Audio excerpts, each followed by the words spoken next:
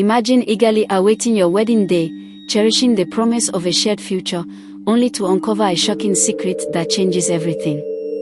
This was Nkechi's reality when she discovered that the man she married, Moses, had no manhood.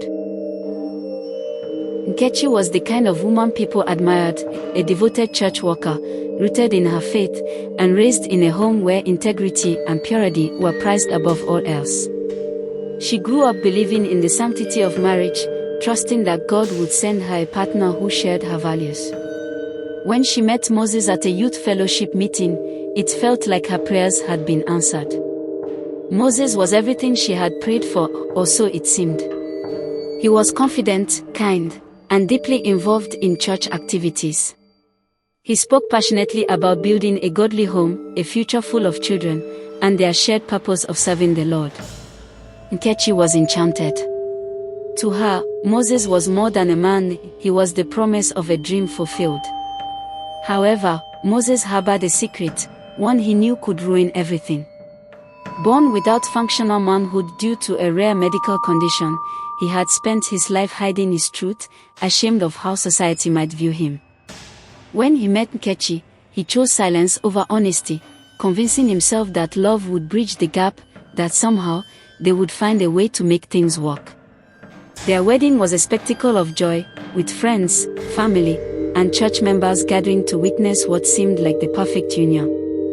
Nkechi couldn't stop smiling, overwhelmed by the love that surrounded her. But the honeymoon was when her dream turned into a nightmare. In their hotel suite, after hours of awkward avoidance, Moses finally confessed his condition.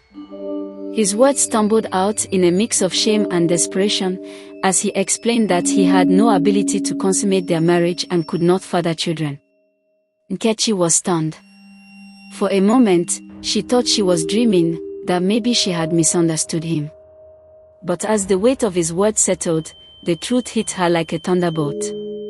"Why didn't you tell me?" she whispered, her voice trembling with a mix of rage and heartbreak. "I thought you would leave me," Moses replied, tears streaming down his face. "I didn't want to lose you. You lied to me." Nkechi shouted, her voice echoing in the small room. The man she had vowed to spend her life with had deceived her about something so fundamental, and she felt trapped. Nkechi returned from the honeymoon a changed woman. The glow of a new bride was gone, replaced by a heavy silence that unnerved those around her. She couldn't confide in anyone, not her family, not her friends, and certainly not her church, where marriage was seen as a sacred, unbreakable bond. Moses tried to make amends, promising to explore medical solutions and begging for her understanding. But the damage was done. Nkechi felt robbed of her choice, her trust shattered. The physical void in their marriage was one thing, but the emotional betrayal cut deeper. As months turned into years, the strain between them grew unbearable. Moses' attempts at intimacy were met with frustration, and his frequent emotional blackmail, reminding her of their vows, only pushed her further away. Nkechi began to withdraw, seeking solace in her work and the company of others. Nkechi's breaking point came when she realized that her longing for motherhood would never be fulfilled in her current marriage. The ache of seeing her peers start families was too much to bear. She began to resent Moses for not only deceiving her but also for depriving her of the life she had dreamed of. In her desperation, Nkechi found herself drawn to another man, a colleague who showed her the attention and warmth she craved. At first, it was just casual conversations, but soon, those encounters turned into something more. Nkechi justified her actions, telling herself that Moses' lies had broken their bond long before she had. One affair led to another. Nkechi sought out relationships to fill the emotional and physical void in her life. Each encounter came with a mix of fleeting satisfaction and lingering guilt. She knew she was living a double life, but the weight of her reality felt too heavy to carry alone. The turning point came during an explosive argument.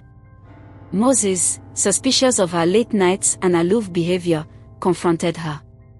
Nkechi didn't hold back.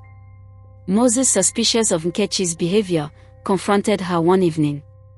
"You're never home anymore," he accused. "Where do you go? Who are you with?" Nkechi, no longer willing to maintain the charade, exploded. "Why does it matter? You lied to me, Moses. You made me your prisoner with your deception. Don't you dare question me about loyalty."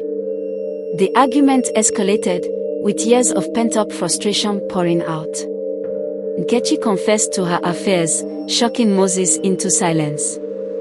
For a moment, it looked as though he had been physically struck.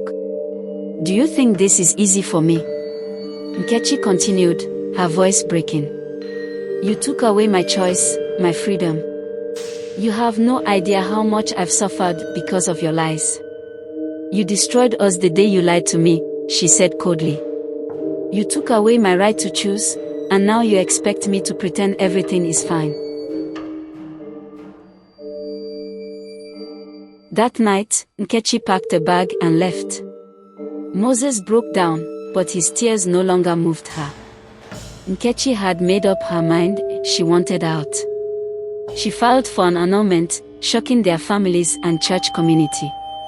Her parents begged her to reconsider, while church elders reminded her of the sanctity of marriage. But Nkechi was resolute. "I've suffered enough," she told them. "I deserve a chance at happiness." The annulment was messy and painful, but for Nkechi, it was a necessary step toward freedom.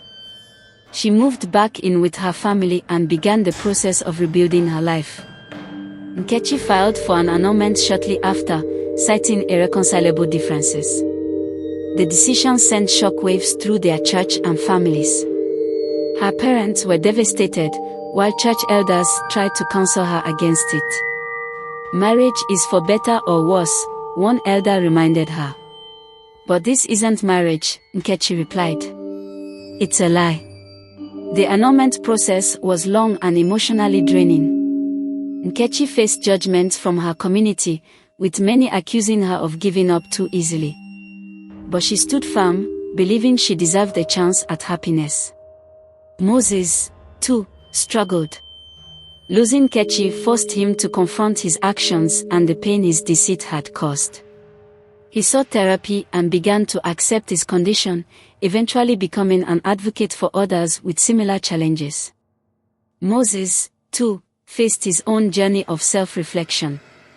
Losing Nkechi forced him to confront the consequences of his lies. He sought counseling and began to accept his condition, vowing never to deceive another person about who he was. It wasn't easy. Nkechi leaned on her faith and close friends to find strength. She attended therapy, confronting not only the betrayal she had endured but also the guilt of her own actions during the marriage. Years later, Nkechi found love again. This time, she chose a partner who valued honesty above all else. Her new husband, a kind and understanding man, helped her rediscover the joy she thought she had lost forever. They built a life filled with love, trust, and the family Nkechi had always dreamed of. Moses, on the other hand, chose a life of quiet self-discovery. Though he never remarried, he dedicated himself to advocacy, raising awareness about his condition and encouraging others to embrace their truth. In the end, Nkechi's story became a testament to resilience, a reminder that even the deepest wounds can heal with time and courage. Though her marriage to Moses was marked by pain, it taught her the value of honesty and the strength it takes to walk away from what no longer serves you.